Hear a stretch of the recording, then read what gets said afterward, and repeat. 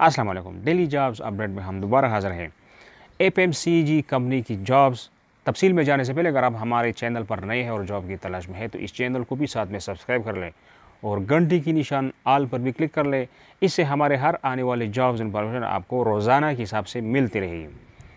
तो इनका जो requirement assistant manager, supervisor, order Booker और सेल्समैन।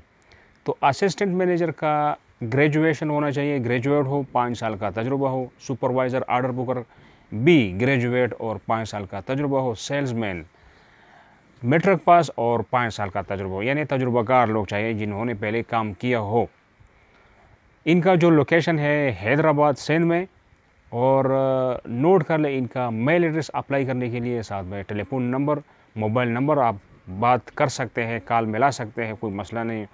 तो नोट कर ले इनका मेल एड्रेस hrhyd2016@gmail.com। इस पे अपना जो CV वगैरह है वो आप भेज सकते हैं।